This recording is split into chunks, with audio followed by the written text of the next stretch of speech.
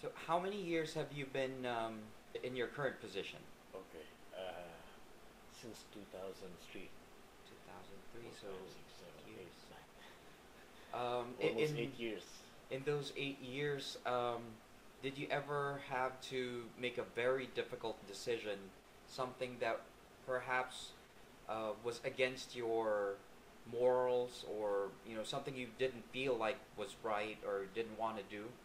Well, it's not that I felt that it wasn't right, but I didn't want to do it at that point because I had a conflict of interest. There was this uh, situation when a government agent's daughter was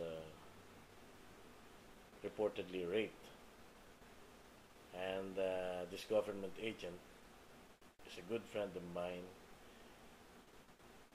When news came out and the victim and the family was still anonymous, I immediately called up my friend, and it was the first time since since our childhood that I heard him cry over the phone.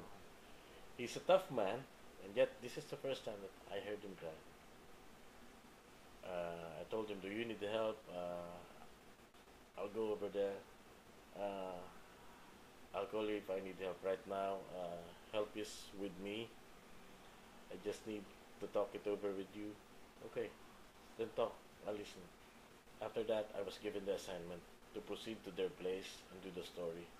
I asked the office, not me, because I wouldn't want to expose that kid. I know that kid. I know his father. I know his mother. Uh, I saw her grow up. I wouldn't want to expose the kid further to shame and everything because he's like my daughter too. She's like my daughter too, and our office kept insisting that I should go because they couldn't send anyone who can handle a delicate situation like that. Okay, let's make a deal. I'll report without naming names, and I'll stick only to the fact. Whatever the authorities say, that will be our only story. Okay, deal. Okay, deal. But I I went to the place with a heavy heart because I told the office that I'm just doing it for compliance, not of, not out of passion or anything. You will not hear or feel any passion in my stories.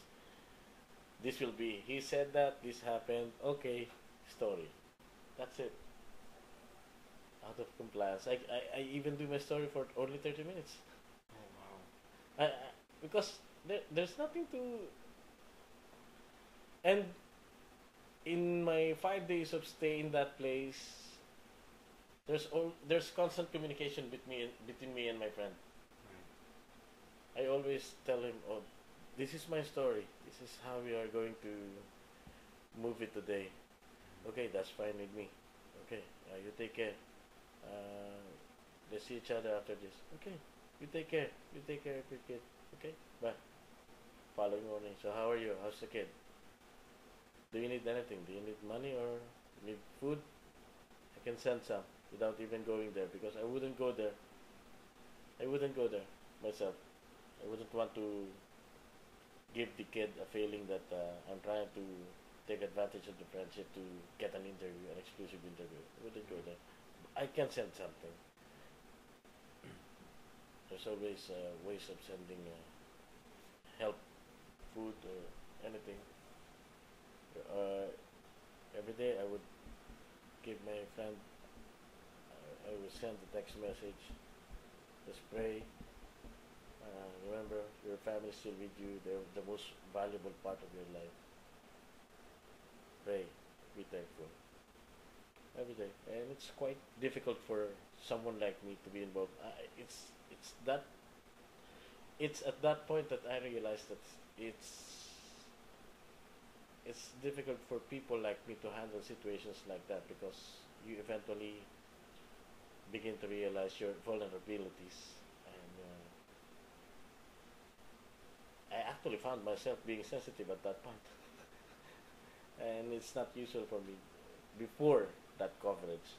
That was one of the difficult tasks that I did against my will. I was kicking and screaming when I was leaving the office. Yeah, that is a very impossible situation on your part, and I hope it doesn't happen too often. Yeah. All right, putting it all together, your experience, your difficulties, your um, fulfilling moments, can you give us an idea of what the broadcast journalism field is facing as a challenge today, specifically in our country? Okay. The field of broadcast journalism has been put to so many tests by this country. I can say that the most darkest hours of this nation has been the shining moments of broadcast journalism. During the Manila Pen standoff, broadcast journalists were arrested for doing something for reporting and prevailing over what would have been a very bloody situation between the Magdalo soldiers who walked out of the Makati RTC and the responding authorities were trying to contain the situation in Manila Pen. Last year, August 23, broadcast journalists were criticized by Philippine society for broadcasting the failure of authorities to handle a hostage situation in Luneta. At one point, ABS-CBN was threatened of franchise cancellation because I did an interview with an MILF commander who was shouting on camera for the people to fight against Gloria Macapagal-Arroyo. The greatest task would be how to maintain the level of vigilance so that the Filipinos will remain informed of what is happening in and around Philippine society. We strongly believe that it's only through information that the Filipinos can make enlightened decisions. During 2009, the Philippines suddenly ran to journalists for help when Undoy was hitting Metro Manila. When NDCC failed in coordinating help for others, people began to move to ABS-CBN and other networks to seek help. We became NDCC. We showed the pictures, and authorities began to appreciate the kind of situation that the Filipinos are having in Metro Manila. That was the point when authorities began to recognize the role of media, not just a mirror, but also the voice of the people. When people wanted help, they say it in front of camera, and when you say it in front of camera, 69 million Filipinos are watching, because you must remember the other 3 millions are still in their infancy and toddler age. They couldn't watch TV. When Filipinos see this kind of situation, government began to rethink its strategies in approaching a particular situation. That will be the main task. Perpetual vigilance so that this torch of freedom will continue.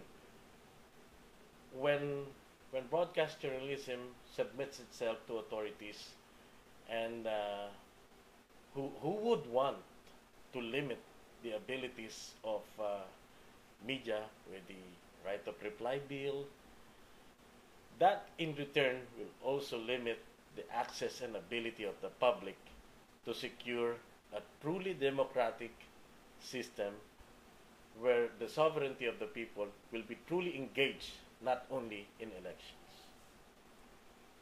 And that concludes our interview with Mr. Jorge Cariño.